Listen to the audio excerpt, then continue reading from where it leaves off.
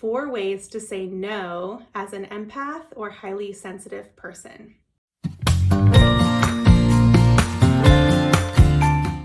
Hey there, welcome. This is Amy Lajeunesse. I'm the founder and creator at highlysensitiveparenthood.com, which is a website and resource center for empath and highly sensitive parents. Today, I'm looking at 4 ways to say no as an empath or highly sensitive person.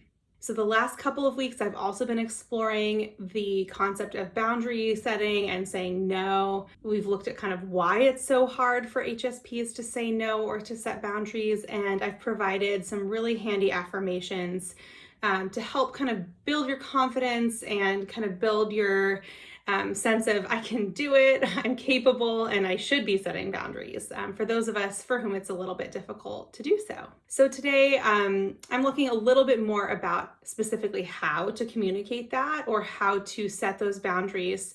Once we decide we want to set a boundary, sometimes we can find ourselves struggling to follow through with it.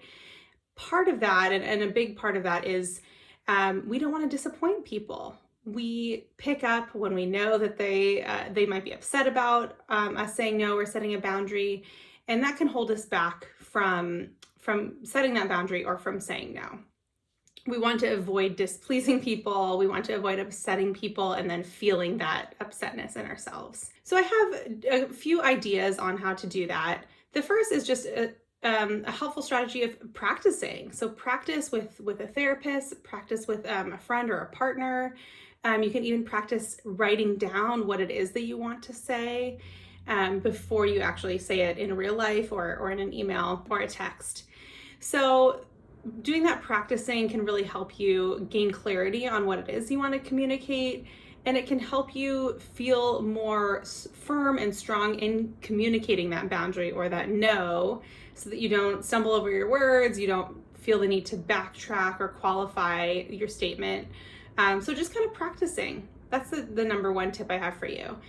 And just to model and show you a few ways that you can specifically say no, I'm going to use a couple of different scenarios here. So the first is when somebody is asking for your time, energy, or even your money. So this can come up in work situations, volunteer situations, even social situations where we might have an ask on our time or our energy. And sometimes this is something we'd even enjoy doing, and it just may not work with our schedule, or it may not work with the amount of time or resources that we have available at that moment in time. So the best tip I have for you to respond to that, if it feels hard for you, if it doesn't feel hard for you, just go ahead and say no.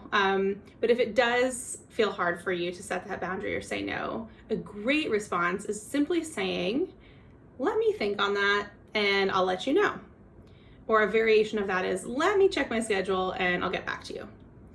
So the reason why this can be really helpful for HSPs is that it gives us kind of a little buffer to process. Is this something I want to do? And we have that time to really reflect, and we have that time to, gain some confidence in saying no if it's something that we truly want to say no to. So it buys us a little bit of time. It also, in some situations, can be difficult to say no to somebody's face. Eventually, we can work our way up to doing that.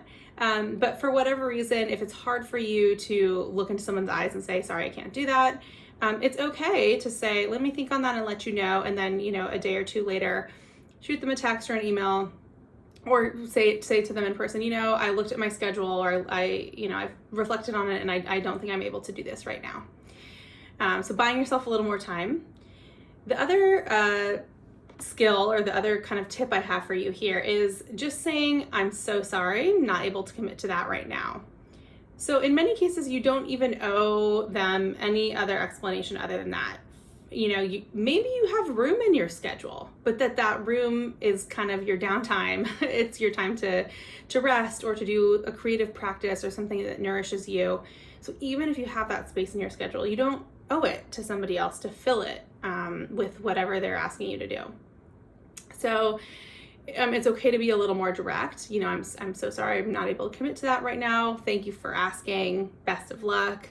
You can qualify this if you want to. So you can say, "I can't do that, but I will do this," or "I can't do it this year, but ask me again next year." Just a quick caveat with that though, if you know it's not something you want to do next year or next month or whatever, then just leave that part off. You don't need to pretend to be interested in something just to kind of ease the conversation. So a second type of boundary setting has to do with when somebody is doing something that doesn't feel good to you, when they're saying something or behaving in a way that is uncomfortable, and you're needing to set a boundary around that behavior. This can be a little more tricky. The first tip I have for you here is and this doesn't always work, but to simply ignore the person. So there's some situations where, we're around them, it's like a close family member, and ignoring it is not the right way to go in that situation. But say it's like a colleague or somebody that you're, an acquaintance, you can just simply create some physical distance between you and that person. If you're not needing to use words yet, you can just exit the situation. You can say, I need to go use the restroom, or I'm going to go talk to that person over there, and just kind of buy yourself some time, get away from the situation that you need to set a boundary around, without even using your words. So there may be situations, as I mentioned, that don't work. So maybe it's a family member or a partner, or even our kids can sometimes be that person who are transgressing our boundaries, and we can't really necessarily always just ignore or move away from them. And the best way to proceed in those types of situations, and this can be uncomfortable to communicate, but it's something that you can say and you're able to do with some practice, is saying, when you say blank, or when you do blank, I feel uncomfortable, I feel upset, I feel hurt, please stop. So that can feel very direct to many of us HSPs. My guess is many of you have probably not experienced somebody saying that to you, because you're already aware, you're picking up on their social cues, you're picking up, oh, that's making them uncomfortable, and you've already stopped long before somebody needs to verbally set that boundary with you. However, there are, not everyone's highly sensitive, not everybody's picking up on those more subtle cues, and so it's very possible that you may need to be a little more firm in your communication of those boundaries. Please stop, I don't like that, here's how it makes me feel when you do XYZ. So just a reminder that even though that can feel even kind of brutal and intense for some of us to communicate that, sometimes that's what other people need to hear. They need that directness in order to understand how it's impacting us and to really understand the gravity of the situation. So those are my tips for 4 ways for how to set those boundaries end to end. I did want to give another little tip here at the end, which is when other people are upset by your boundary setting, that can also be really hard for HSP. So after you've set the boundary, after you've communicated, no, or not right now, or I don't like that, then sometimes we have to deal with the backlash of, somebody else's frustration or disappointment or upset. A couple of important things to remember here. The first is that it's likely going to be pretty short-lived. Now, there's certain situations where somebody might be upset for a longer period of time, but let's say you have to turn down a coworker's birthday party invitation. You might think, oh man, they might think I'm, antisocial, or they might think that I don't care about them. And often that is not true at all, or it can be mitigated by us saying, oh my gosh, I'm so sorry, I'm just not able to make it, but I hope you have a wonderful time. So communicating that care in other ways. Or just letting it blow over, recognizing that it may not mean, it may not feel as intense to them as it feels to you to set that boundary or to say no. And the second tip I have here around managing when you feel upset that you have upset somebody else, or you may potentially upset them, is just reminding yourself of your intent. So I'll use an example here. Let's say you have to tell, your sister that you can't attend your nephew's birthday party because you have a work trip that day, okay? Your intent there is not to be mean to your nephew or to communicate lack of care, right? Your intent is you needed to keep your job. Your intent is you're needing to follow through on a different responsibility, or perhaps that you're needing to provide for your family. So reminding yourself that your intent is good when you're setting boundaries, that the boundary setting is healthy, it's important, and it can be tied back to a positive intent, and that even when it disappoints or, even hurts somebody else, that's not your intent, and you don't need to blame yourself for causing pain to somebody else, because you're not causing it. You are making a choice that's healthy for you and likely for your children or your family. And that choice does have some repercussions, and you're probably already very aware of those, and don't need to stew in the guilt any more than you already are. Okay, so lastly, I would just love for you to practice setting boundaries. So one of the challenges with boundary setting is that many of us have not practiced a lot with it. We've kind of been accommodating people. We've been thinking about how other people, what they need and what they prefer, and not necessarily honoring our own needs.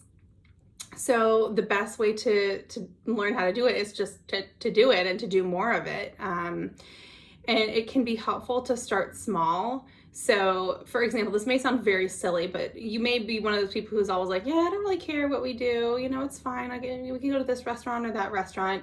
If you have a choice, or if somebody recommends a place and you're like, ooh, that does not sound so good. It's a low stakes situation, right?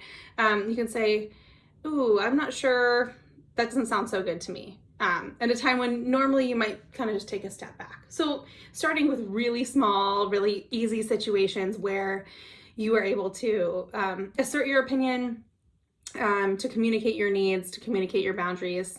And it doesn't mean you need to do this all the time or to suddenly become super opinionated, but just when there's moments where you notice you have an inclination in one way and you're feeling like that's not being taken into account, just to practice speaking up.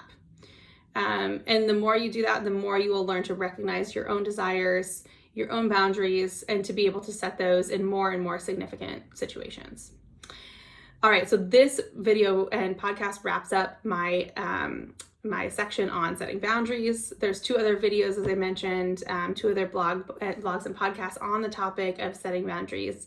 If you're interested in checking those out, you can find it all at highlysensitiveparenthood.com. And if you're interested in more resources for highly sensitive parents, including really lovely edited meditations and videos on specific topics with guidance on how to manage highly sensitive parenting and parenthood, again, you can check that out at highlysensitiveparenthood.com and just click on the HSP resources button. I hope this is helpful for you. I'd love to hear your thoughts. You're always welcome to drop a line in the comments below, and take care. Bye. For more resources, including our signature Highly Sensitive Parenthood online course, visit highlysensitiveparenthood.com.